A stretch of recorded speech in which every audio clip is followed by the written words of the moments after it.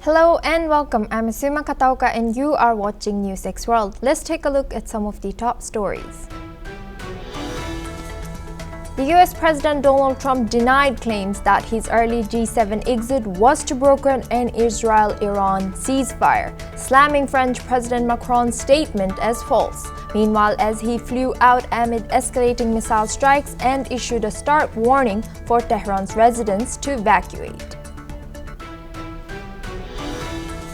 Russian strikes on Kyiv killed 14 and injured dozens as a mass drone attack struck multiple districts, while Russia claimed to have downed 147 Ukrainian drones overnight. Macron urged tougher sanctions amid escalating violence. The EU is set to unveil legal measures to ban all Russian gas imports by the end of 2027, marking a major shift to end reliance on Moscow amid ongoing fallout from the Ukraine invasion. The US is boosting its military presence in the Middle East amid escalating Iran-Israel tensions, Pentagon Chief Pete Hegseth announced today. Meanwhile, in Minnesota, federal prosecutors revealed a suspected killer of a state lawmaker. He may face the death penalty for a politically charged shooting spree. UK members of parliament are set to vote on a landmark proposal to discriminate abortion in all cases across England and Wales, aiming to end controversial persecutions and modernize reproductive rights. The US dollar held steady while the Japanese yen rose after the Bank of Japan left rates unchanged and announced a slower balance sheet drawdown in 2026 as Middle East tensions rise and Trump's call to evacuate Tehran kept global markets on edge. Investors raised $10 billion at the UN Ocean Conference last week in Nice, falling far short of the $175 billion needed annually, as many demanded clearer ocean management rules, with only 50 out of 136 countries ratifying the new High Seas Treaty. Israeli strikes killed 56 Palestinians in Gaza, including 20 waiting for aid, as UN Rights Chief Volker Turk condemned Israel's warfare methods for causing horrifying, unconscionable suffering to Palestinians.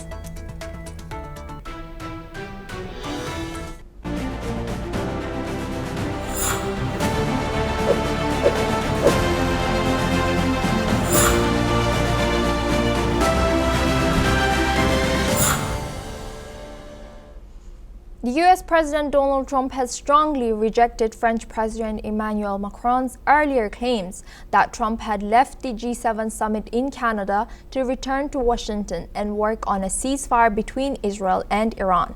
In a post on Truth Social, President Donald Trump accused French President Emmanuel Macron of being publicity seeking and saying Macron has no idea why he returned to Washington, adding that it was much bigger than that. Trump also remarked that Macron always gets it wrong and urged followers to stay tuned. President Trump clarified that his reasons for leaving the G7 summit were mistakenly described by Macron and emphasized that his early exit had nothing to do with any efforts to broker a ceasefire between the two Middle Eastern countries. Earlier at the G7 summit in Kananaskis, President Macron told reporters that the US has made an offer to work on a ceasefire between Israel and Iran. President Donald Trump departed the summit early, boarding Air Force One in Calgary after tensions escalated in the Middle East. G7 leaders meanwhile issued a strong joint statement expressing firm support for Israel and calling Iran a source of instability. They stressed that Iran must never obtain a nuclear weapon and backed Israel's right to defend itself. The statement also called for broader regional de-escalation, including a ceasefire in Gaza. US President Donald Trump and British Prime Minister Keir Starmer have announced a trade agreement on the sidelines of the G7 summit. The deal reduces tariffs on UK automobiles and eliminates tariffs on the British aerospace sector. However, key issues remain unresolved, particularly US quotas and tariffs on steel and aluminum imports from the UK. Meanwhile, Canadian Prime Minister Mark Carney said he and President Trump have agreed to pursue a new economic and security deal between the US and Canada within the next 30 days. The two leaders met earlier at the summit in Alberta amid ongoing disagreements over tariffs on Canadian metals and automobiles. Also in Kananaskis, Japanese Prime Minister Shigeru Ishiba and President Trump ended their meeting without a breakthrough. The two sides pledged to continue trade negotiations, but a major sticking point, especially in US tariffs on Japanese cars, remain unresolved. Let's listen in to what Ishiba had to say. これまで日本、アメリカ双方が本当に真摯な議論を精力的に続けました。で、ギリギリまで交渉の可能性を探ってきておるところであります。今なお双方の認識が一致していない、そういう点が残っておりますので、パッケージ全体としての合意には至っておりません。我が国にとって、例えて言えば自動車というのは本当に大きな国益であります。こういうことの国益を守り抜くために、我々として最善の努力を重ねるということにつきます。これは双方相手のあることでございますので、我が国の国益を守る必要があると、これを守り抜かねばならないということでありますから、いつまでにということを申し上げることは困難でございます。Now we have guest Peter Baum. He's a foreign editor of Weekly Blitz, joining us for this discussion live from London. Thank you for joining us today. Trump has declared a US-UK trade deal done after meeting Keir Starmer. Is this a breakthrough or political theater? I think it's probably both. Clearly, the bargain between the UK and the US on this particular issue will be seen as a win for both parties. But there's still a lot more to go before the UK can breathe a sigh of relief. Hopefully in the weeks to come there will be other similar deals. I think it is a bit of political posturing, and certainly Mr. Trump's departure from the G7 I believe is a real snub to Mark Carney, who was posturing to be the one of the in his new role as Canadian Prime Minister, was posturing to be seen to be a world leader of some stature. Frankly, Donald Trump's early departure has been a slap in the face to him, as has his outrageous comments which he made about President Macron. I mean, clearly a global insult on President Macron. There's no love lost between himself and President Trump, and certainly no love lost between President Trump and Mark Carney. But with Keir Starmer, there is a kind of a much better personal relationship, and this particular trade deal must be seen as, I think, for both countries. And staying on this topic, why do you think the US-Japan talks did not produce any formal trade deal? What might be holding that relationship back here? Yeah, now this is an interesting one, and I think it actually goes back to some of the things President Trump was saying when he first got elected. The Japanese motor industry has been a global success worldwide. Whatever country you go to in Europe, and certainly in the United States, you will see Japanese manufactured cars all over the place.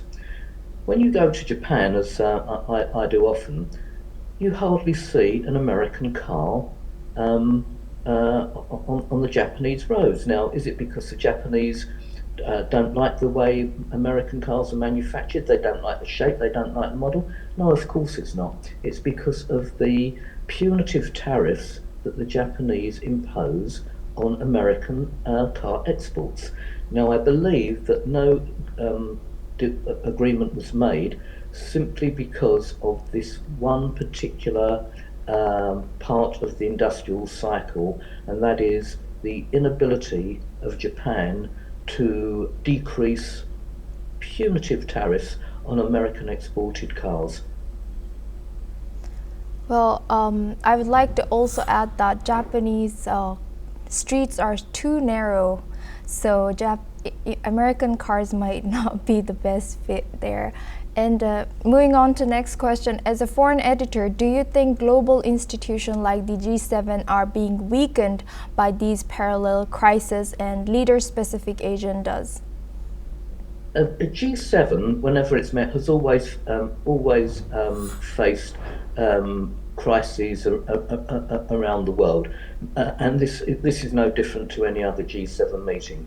I think what's at play here now is political posturing. Going back to your very first question, there are some issues, personal issues, amongst the leaders of G7. Don't forget, although on the face of it, Keir Starmer and President Macron seem to be getting on very well together, the French are actually really doing a lot of damage to the British economy by allowing thousands of immigrants from France to leave France on boats to the UK. And although the British government is paying France hundreds of millions of dollars to stop the outflow of immigrants, the French are doing nothing. So there's some other factors at work here, which I'm sure Keir Starmer and President Macron will discuss behind the scenes. So again, to answer your question, there are the G7 has always faced external crises, political issues. This is no different to any other G7 meeting. How it's handled, however, is very different. No other American president, I think, would have acted the way Donald Trump has behaved and left early and frankly insulted his host by leaving early and outwardly being very offensive to President Macron. And taking that point further, does Trump's behavior suggest he sees the G7 less as a multilateral forum and more as a stage for bilateral deals? Actually, I think probably he does, and he's managed to do some bilateral deals. There was, I think, in the introduction, you suggested that Carney and Trump were going to discuss trade deals in the next 2 weeks. He's undertaken a deal with Keir Starmer. He tried to do something with the Japanese Prime Minister. That hasn't come off. And I think, yes, you're right. I think he looks upon G7 as a forum to be transactional rather than being collegiate economically. And what does Modi's invitation to the G7 suggest about India's rising international relevance, even outside of the G7 framework? And how would you describe the tone and unity of the G7 so far? The tone and unity of the G7 so far has attempted to be as collegiate as possible. The statement on the Iran-Israel issue seemed to be reasonable enough. I think only Japan was a dissenting voice, and you're always going to get at least one dissenting voice. So I think so far those that are staying in the G7 in front of the public glaze have handled it pretty well. They could do nothing about Donald Trump's departure. As far as President Modi's coming into the G7, India can be and is a huge economic powerhouse. Every G7 country would like to do much more business with India, which has a dynamic and intelligent workforce than it's already doing. So I think Modi's presence is significant. don't forget also, Mexico and Brazil are also being represented at G7. I'm not sure whether Ramaphosa of South Africa is actually going there, but this is obviously to do with the BRICS group of nations. But to answer your question, Modi's presence is very significant because, as I said before, every G7 nation would like to be doing much more business with India, an economic powerhouse and a growing economic powerhouse, than it's currently already doing. And before we move on, I would like to also ask that, does the summit's location being Canada and the host being newly elected President Carney, Prime Minister Carney's role as host affect the tone of priorities in G7 and the discussions that take in Canada this year? I'm not sure. I think Mark Carney, with his quite a remarkable victory in Canada, wanted to leverage up on that domestic success. Although he was governor of the Bank of England, which in itself is a rather unique and prestigious role, make no mistake, he wasn't a very good governor of the Bank of England. Although people outside of the United Kingdom wouldn't necessarily recognise that. So I think having the G7 meeting in Canada was a chance for him to increase his profile globally and certainly to further endorse his popularity domestically. Thank you very much, Peter Baum, for joining us today and sharing your expertise as a foreign editor. Now we move on to our next story. The Iran-Israel war has entered its 5th day, with intense strikes continuing on both sides. In the latest development, air raid sirens blared across Israel as the army warns of incoming missiles from Iran. Citizens rushed to shelters amid rising tensions. Loud booms were heard over Tel Aviv and Jerusalem as the Israeli Air Force moved to intercept these threats. Overall, Iran reports 224 deaths, mostly civilians. Israel confirms 24 civilian deaths and thousands displaced. The Israeli military says it is now a safe place for citizens to leave shelters and confirms the death of Iran's armed forces chief of staff. Overnight, Israel carried out extensive strikes on western Iran, targeting missile sites, UAV facilities, and air defenses. A strike on Iran's state broadcaster killed 3 and wounded several others. Israel also hit the Natanz nuclear site, destroying nearly 15,000 centrifuges, confirmed by the UN. Iran responded with fresh missile attacks on Tel Aviv and Haifa, killing at least 8 people and damaging homes and a power station. Air raid sirens continue to sound in Israel as well. Panic is growing in Tehran, where thousands are fleeing the capital. Diplomatic pressure is rising. Britain, France, and Germany urged Iran to return to nuclear talks as soon as possible. According to a French diplomatic source, Iran says it is open to talks but is focused on responding to Israel's aggression right now. EU's Ursula von der Leyen posted a tweet saying that the G7 is committed to peace and stability in the Middle East. She urges resolving the Iranian crisis and calls for a Gaza ceasefire while monitoring energy markets. US President Donald Trump has proposed a ceasefire and warned Iran against further escalation. Talks in Oman were cancelled.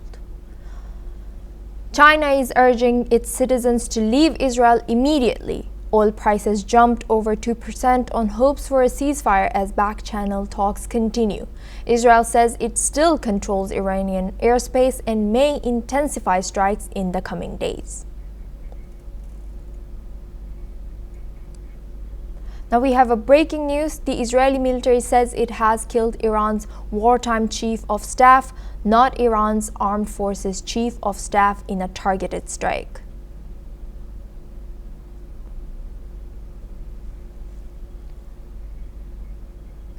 Now we move on to Next story, a deadly night in Kyiv. At least 14 people have been killed and 44 others injured after waves of Russian missiles and drones struck the Ukrainian capital in one of the largest attacks since the war began.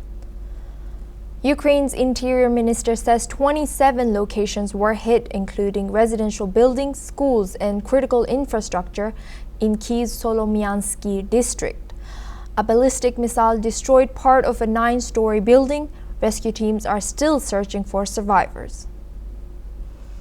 Among the dead, a 62-year-old U.S. citizen who was killed by shrapnel while sheltering near a medic site.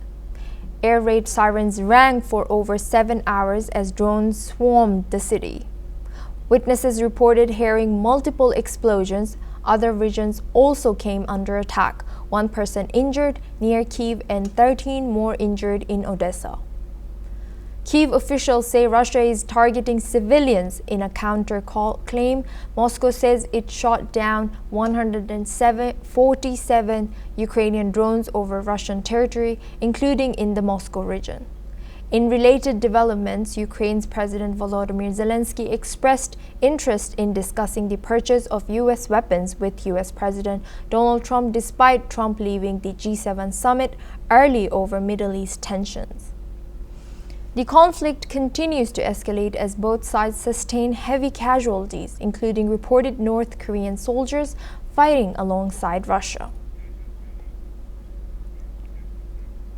Now we have another breaking news. Ukrainian President Volodymyr Zelensky says Russia launched more than 440 drones and 32 missiles in a massive overnight strike across Ukraine. The attack marks one of the most intense barrages in weeks, causing widespread damage and casualties.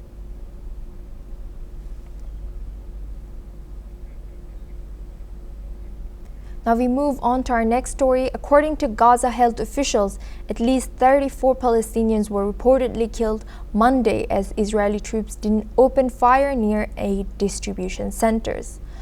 Witnesses say crowds were trying to reach food handouts when gunfire erupted near the southern city of Rafah and in central Gaza.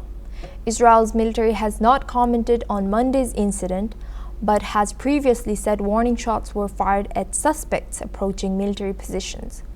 Meanwhile, the UN human rights chief called Israel's campaign horrifying and urged both Israel and Hamas to end the violence immediately. As the humanitarian crisis deepens, he urged governments worldwide to pressure both Israel and Hamas to end the bloodshed and address the worsening humanitarian crisis. Now we move on to Korea. Russia's top security advisor Sergei Shoigu has arrived in Pyongyang, North Korea. On special orders from President Vladimir Putin, Shoigu will meet North Korean leader Kim Jong-un to discuss the implementation of agreements reached during his visit earlier this month. This marks Shoigu's third visit to North Korea in under 3 months, reflecting the rapid growth in diplomatic and security ties between Moscow and Pyongyang. The two countries signed a comprehensive strategic partnership treaty last year. North Korea has reportedly provided military support to Russia in its conflict with Ukraine. Investigations reveal Pyongyang has supplied millions of artillery rounds and thousands of troops to assist Russian forces. Kim Jong-un has expressed unconditional support for Russia's policies. South Korean and Western officials swear North Korea may also be receiving advanced military technology and economic aid from Moscow. Shoigu's visit aims to strengthen this cooperation and follow through on previous agreements between the two allies. Now we move on to Europe.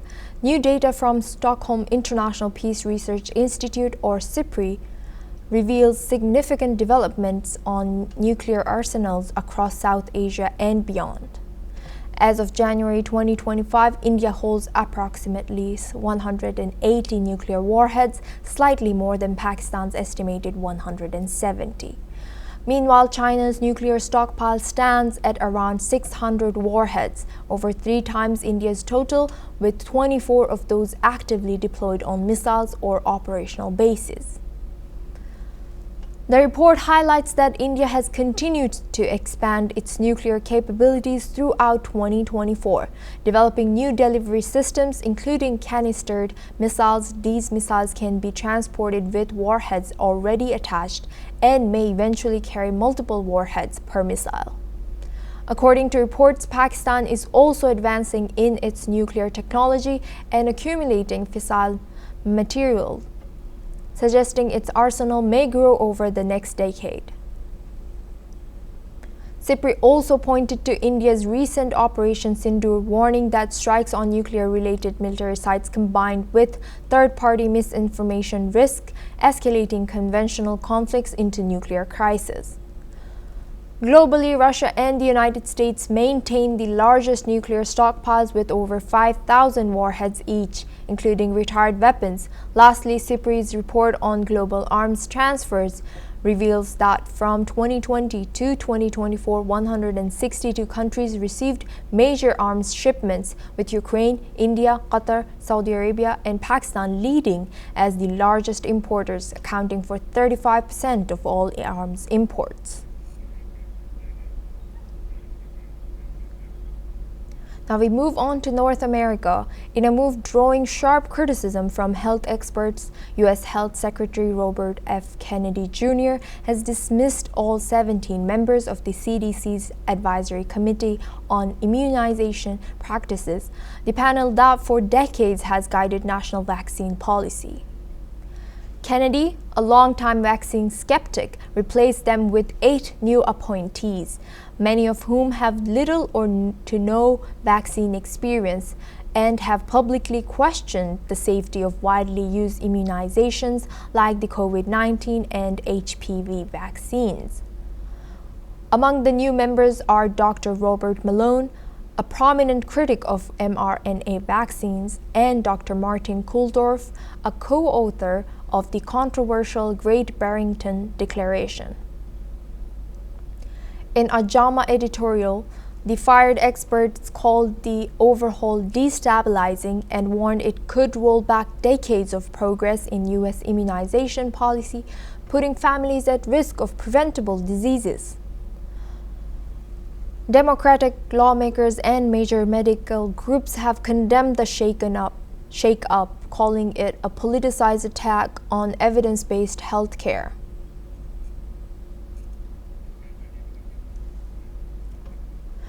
Now we stay in North America. A major development in the investigation into Matthew Perry's death. A doctor charged in connection with the actor's ketamine overdose has agreed to be pled guilty to federal drug charges. Dr. Salvador Plasencia, known as Dr. P, faces up to 40 years in prison after admitting to illegally distributing ketamine, a powerful anesthetic that contributed to Perry's death in October 2023. Plasencia is one of 5 people charged last year for allegedly exploiting Perry's addiction struggles. Prosecutors say the group prioritized profit over the actor's well-being, with one text from Plasencia calling Perry a moron and discussing how much he'd pay for the drugs. 3 other defendants have already pleaded guilty, while one, dubbed the ketamine queen, is fighting the charges now. While authorities say Plasencia did not supply the fatal dose, he injected Perry multiple times and left drugs in the hands of non-medical staff. The court is expected to formally accept his plea in the coming weeks. Well, that's all we have time for. We will continue to bring more news updates from around the world.